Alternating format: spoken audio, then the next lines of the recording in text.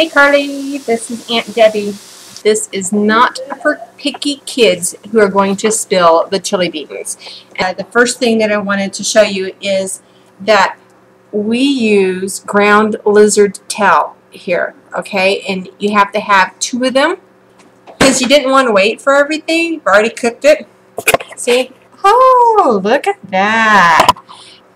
Do you see this? This is a wooden spoon. You may not use a metal spoon because it makes everything taste yucky. Wooden spoon. Okay? Spatula for me.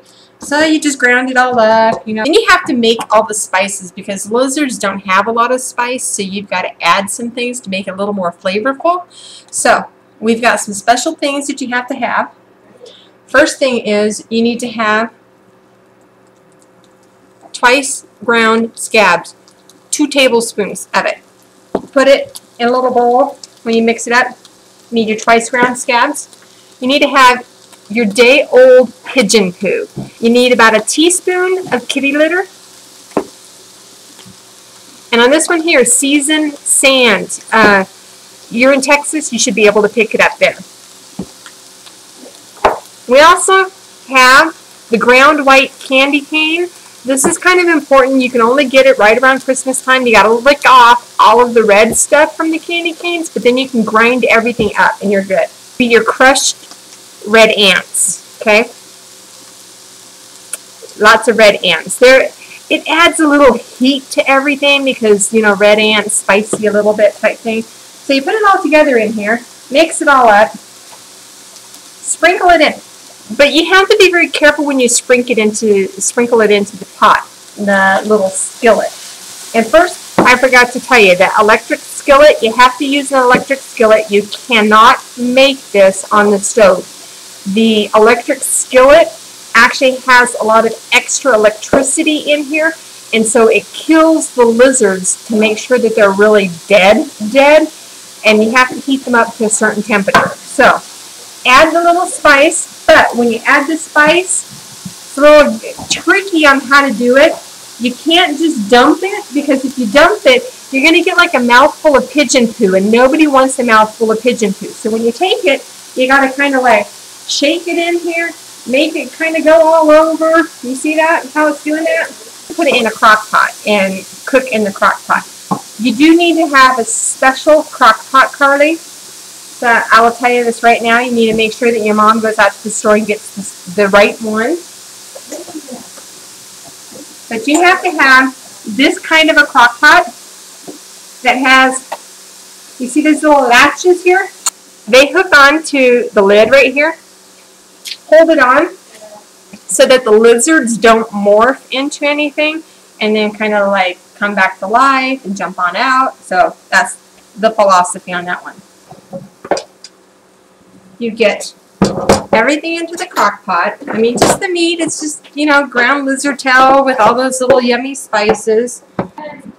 I move it out of the way, and then I tell the kids to wash it later. Okay, so in here, all I have, just the meat. Not really chili. So we have to add the things to make it chili. All right? First thing,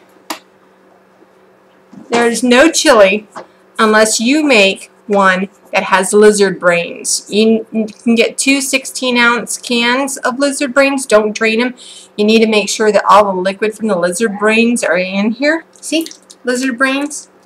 2 cans of stewed fried worms. These are like the best. I mean, look at those. Worms going in, worms going in. You can't have just 1 can of the stewed fried worms. You have to have 2 cans. Smells so good. Your canned blood juice. 8 ounces. Not really more, but you need 2 cans of the 8 ounces on here. You need to get the canned kind because if you get fresh blood, it has way too much plasma, too runny, you know, not really coagulated right. And to make sure that you have 2 6-ounce cans of blood clots. Again, you know, this is really part of the coagulation you know, really demonstrates it well and thickens up the chili as it cooks. Now, I understand that you're probably going to be pretty tempted to go ahead and taste this, but you're going to have to really, really hold off on your tasting until after it's all cooked, about 4 hours in the crock pot, because if you cook it earlier, eat it, taste it earlier, the bird poo or the pigeon poo really hasn't gone all the way through. So once you get it in here, go ahead, add all the ingredients, everything's added, boom, stir it up. Now it looks like chili. This is your super special chili that I have a recipe for. I actually have a decoder because there's, you know, some cool information on here of what the ingredients are, but that's the chili. You won't like it. And it's perfectly okay that you don't like it. I made it, and I didn't make it for you, or I would go down to Texas and make it for you. So I made it for my family because half of them like it. So anyway, we're going to do this, make it with cornbread, and cook it here 4 hours, and we're good.